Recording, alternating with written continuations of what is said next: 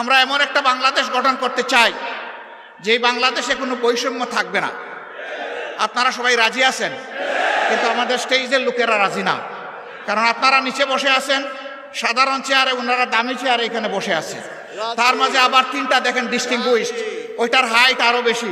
আইসা দেখি যে এই তিনটাতে আবার বিছানো আছে, কি বলে জানি, টাওয়াল দেওয়া আছে। তো আমি বৈষম্য বেশি দূর করতে পারি নাই, প্রথমে আমার টাওয়ালটা ফেলে দিছি। আগামীতে এই ধরনের কোনো আয়োজন হলে সকল চেয়ার সমান থাকবে ইনশাআল্লাহ।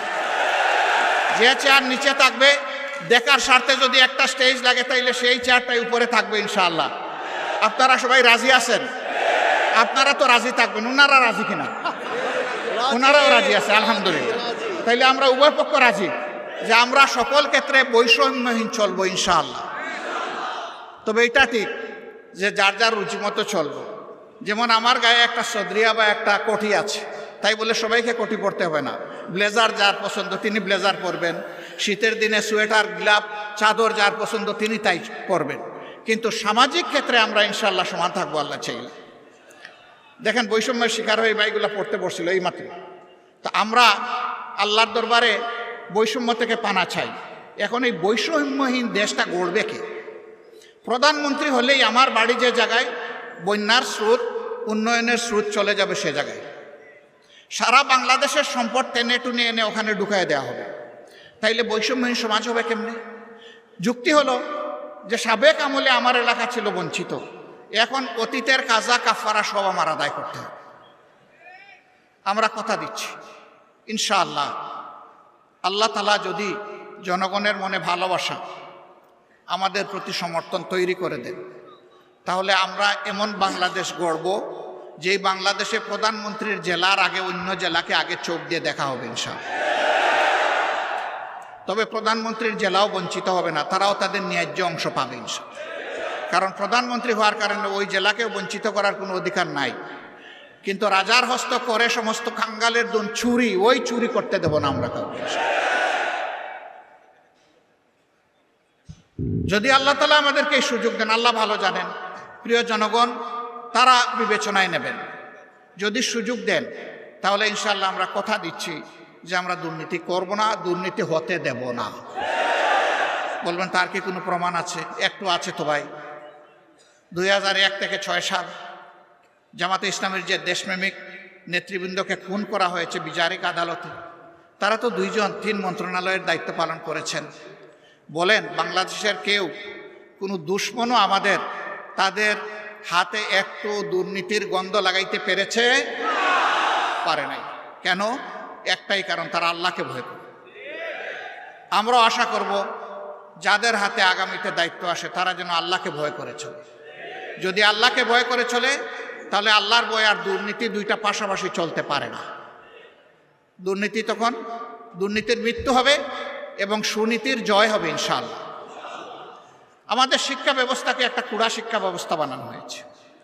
মাস্টার্স, তারপরে গ্র্যাজুয়েশন, ওইদিকে কামিল, আলেম, ফাজেল, এই সমস্ত ডিগ্রি নিয়ে লোকেরা দুয়ারে দুয়ারে ঘুরে একটা ন্যায্য চাকরি পাওয়ার আশায়।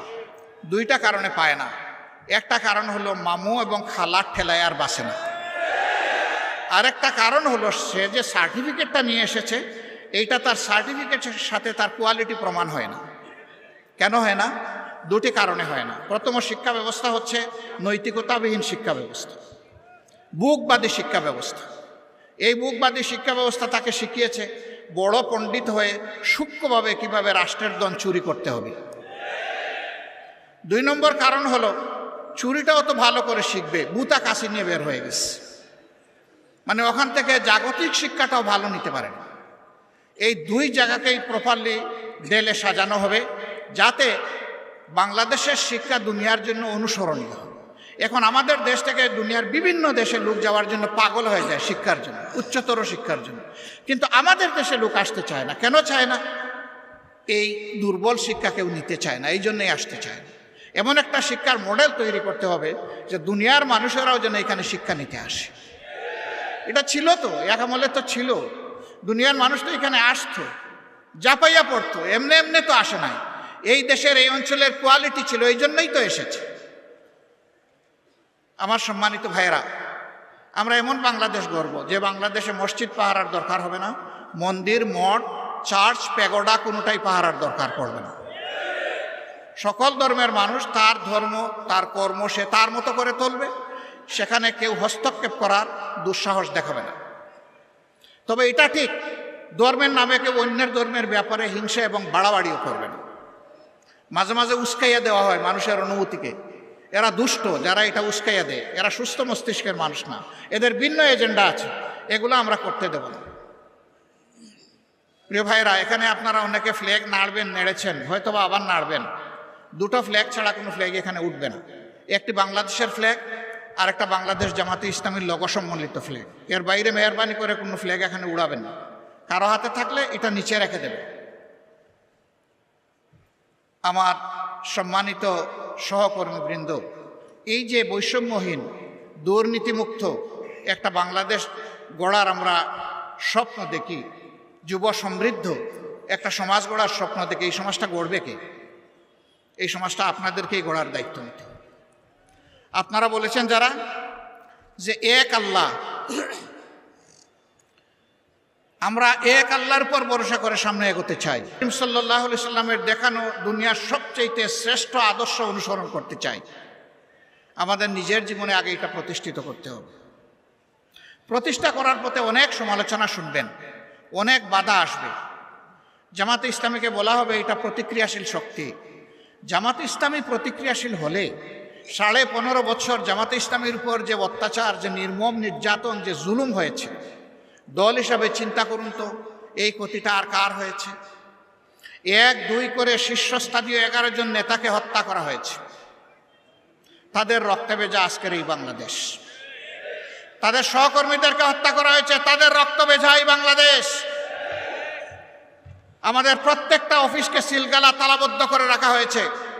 একটা মুহূর্তের জন্য আমাদেরকে ঢুকতে দেওয়া হয়নি, এটা অন্য কারোর জন্য হয়নি। আমাদের নিবন্ধন সংগঠনের কেড়ে নেওয়া হয়েছে, এটা কারো হয়নি। শেষ মুহূর্তে দিশাহারা হয়ে আমাদেরকে নিষিদ্ধ ঘোষণা করা হয়েছে, এইটাও কারো হয়নি। হ্যাঁ, হয়েছে অন্য সকল দলের, সরকারের প্রতিপক্ষ আলিম উলামা সহ বিভিন্ন দল সহ মানুষ খুন করা হয়েছে, গুম করা হয়েছে, তা আমাদেরও করা হয়েছে। কিন্তু এই 4 জিনিস আর কারো করা হয়। কেন এত জ্বালা আমাদের উপর? ওই যে প্রথমেই বলেছি, বাংলাদেশ জামাতে ইসলামী পরীক্ষিত দেশপ্রেমিক শক্তি, বাংলাদেশের স্বাধীনতা সার্বভৌমত্বের ব্যাপারে কারো সাথে আপোষ করেনি, কারো সাথে আপোষ করছে না এবং ইনশাআল্লাহ কারো সাথে আপোষ করবে না।